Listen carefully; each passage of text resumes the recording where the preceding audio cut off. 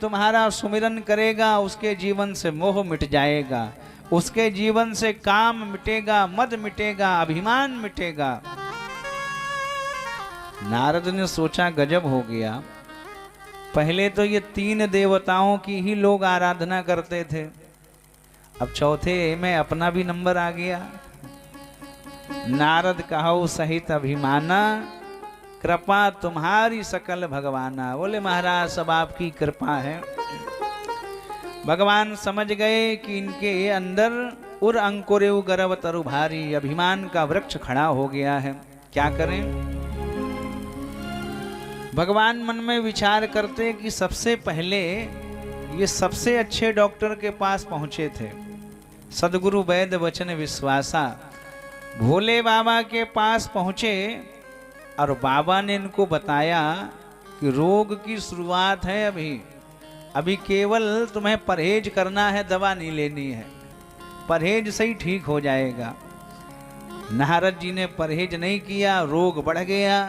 अब भगवान विष्णु ने सोचा कि बिना ऑपरेशन के अब कोई इलाज इसका है नहीं, तो ऑपरेशन के लिए तो अस्पताल और डॉक्टरों की जरूरत पड़ेगी। तो भगवान ने तुरंत अस्पताल के लिए आदेश दे दिया, अस्पताल बनाया जाए, नारद का ऑपरेशन होगा। विरचो मगमहु नगर तहि सतजोजन विस्तार, अस्पताल की रचना हो गई। अच्छा, रोगी को जब ऑपरेशन के लिए ले जाया जाता तो उसको एक एनेस्थीसिया दिया जाता, शून्य करने वाला इंजेक्शन, उसको पता न चल पाए।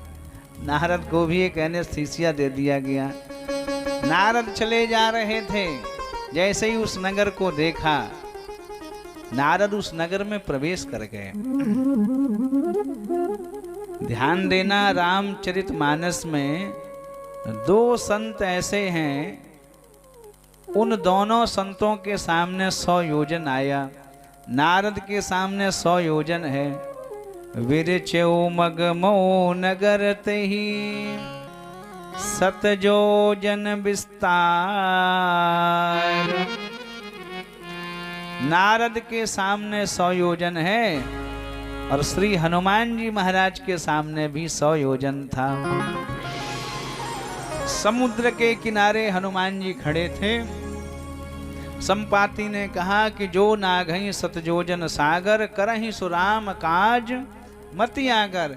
100 योजन का जो समुद्र लांग जाएगा वही राम का काज कर पाएगा।